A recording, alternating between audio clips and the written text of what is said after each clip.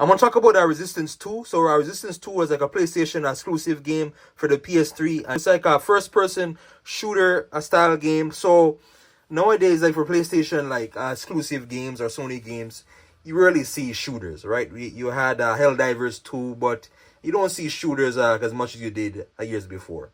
So about two months ago, I did like a video about Resistance, a Retribution. I was a PSP, a Resistance, and it was very fun. So I think this one, a Resistance 2, takes place before Resistance, a Retribution. So starting out now, like with Insomnia games, what I love about them is the weapons. The weapon design, the firing like of the weapons, and as well, the weapon wheels. So starting out now, our Resistance with the series, multiple games, right? Our Resistance 1, 2, 3. The Resistance 2 has, guns that reappeared, right? For example, Bullseye, there's a Bullseye, there's the Auger, there's the Carbine Rifle, there's the HE-44 Magnum. All these weapons, they have a very unique style to them. So starting out now, like with the Bullseye. The Bullseye, it's like so you're basically fighting against like Chimera. They're like this alien army, right? And the basic foot soldiers they have the Bullseye rifle. So the Bullseye is like a basic kind of like this laser, not so much like a laser, like this kind of like plasma rifle, right? And it is very cool. The Auger, which literally shoots through walls, it looks super epic, right? So it shoots through walls and it can generate like a shield. The Carbine Rifle, it's like a basic military kind of assault rifle. The HE-44 Magnum, which shoots out explosive rounds. It is super cool. This one, I believe this one introduced the Far Eye sniper rifle. So the Far Eye sniper rifle, so you aim, so literally like as you aim, right, the special, right, so every weapon has a special, it slows down. So it literally slows down your a perception, then you can hit enemies a lot easier. You have other weapons, newer weapons like the Splicer. It is the V7 Splicer, is very cool. It is a weapon that literally shoots out disc, like these sharp disc, and as it slices through a Chimera, it looks super cool. Especially those annoying swarms that come at you. The Lark, I believe a Lark is the rocket launcher. So the rocket launcher, which also has like a secondary fire where it shoots out like a splatter like of rockets. And yeah, so all of these different weapons, they have different, they're very cool. The Wrath, for example, the minigun, even the minigun. There's a minigun in this game that has like a shield, so it's like a minigun and also has a shield. So lots of cool weapons like in the game. You can use weapons like in different scenarios, right? Against different enemies. My favorite weapon to use is probably the Marksman, because the Marksman is that weapon where it does high damage and it's very accurate. It's a very accurate far range weapon. You have other weapons that for high damage. The HE-44 Magnum, right? That's an explosive, or the Auger, which you can literally take cover as you shoot through, as you take enemies out through walls. As well, like as weapons as well, the enemies in the game, lots of cool enemies in the game. You have from hybrids, right? So the hybrid Chimera, you got leeches, ravagers, spinners, steelhead, leapers, etc. You even get drones, you get different bosses, right? So the standard Chimera enemy, right? The regular foot soldier enemies. You get the steelheads, they carry the Auger weapon, and various other enemies like in the game. One of the most annoying enemies are the brutes. I believe the brutes, they're very big, and then they carry like a cannon that shoots out like a rocket launcher at you, and like a rocket at you. So they are very annoying. They are literally very annoying. Leeches as well. You also have leeches. They're kind of like these insects that come at you. As well as the swarm. So you have like this kind of like, not so much a swarm, like these skinny Chimera. They come out of the, kind of these pods or whatever, or these cocoons. And they come at you like in groups. They come at you in groups and they can do a large damage. A high damage to you. So it's best to use like a splicer or like a weapon for a crowd control.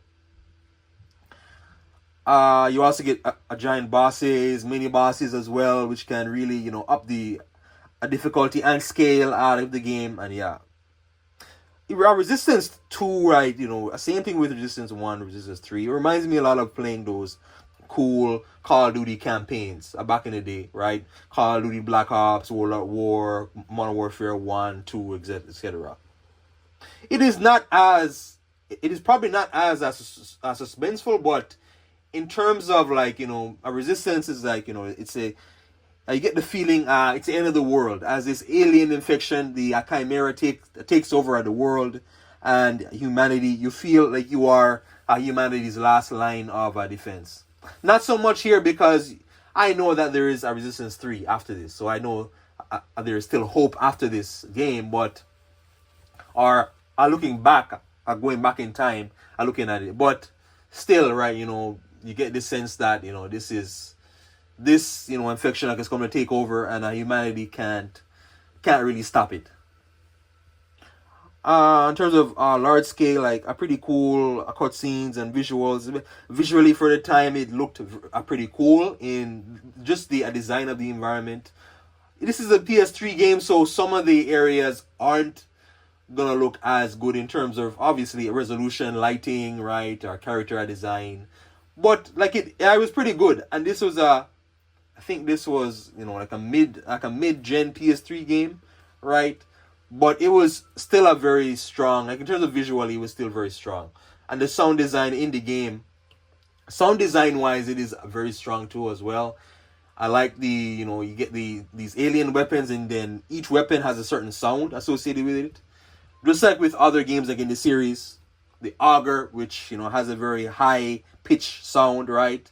And not so much a high pitch, a low pitch sound, but it is super. You can really like this one really stands out, as well as other things like explosive noises too in the background, and drones coming at you non-stop, and yeah. But the sound design in a lot of the weapon sounds are pretty cool. In terms of difficulty of the game, this is for me. It was a difficult game. I died a lot of times. Now you're gonna be outnumbered, and there's bullets. There's these alien bullets coming at you, and like regular bullets flying all over the place. You're gonna die very quickly. You can play it. There's easy, normal, hard, right? Normal. I usually play my games on normal, right? I don't like difficult games. I don't like when games are difficult. But looking at the difficulty arc of the game, it's early on it's gonna kind of drive you crazy, but it gets kind of easier than it starts to get hard again near the end. I suggest using shields. So if you're gonna play the game, pick up like an auger or use shields as much as possible. Take cover as much as possible. Avoid drones and other enemies. They can also shoot you through walls as well, right? So you gotta be very careful. And there's a lot of, you're not, you're taking a lot of damage, and you will die quickly, like from especially explosion, drones coming all over, and yeah. But yeah, it is a super suspenseful shooter. The one problem now, the weird thing about this game is that the running, you ran very slow. I don't know why, but just the running, so the movement felt a little weird and off. As well as aiming on some of the weapons can feel a little weird in the mechanics of just the physics that they use in the game. But other than that, though, I like this game, right? And it does drag a little bit in terms of the plot, right? And you kind of lose sense of the plot a little bit. But this is your basic war game, except it's humanity versus like an alien force, and it is pretty cool. So Resistance 2 for the PS3. I'm not sure about the PS. I don't know if it was ever remastered, right? But if you get a service, there's a service where you can play old games on the PS4 or PS5. So yeah, like and subscribe. Thank you.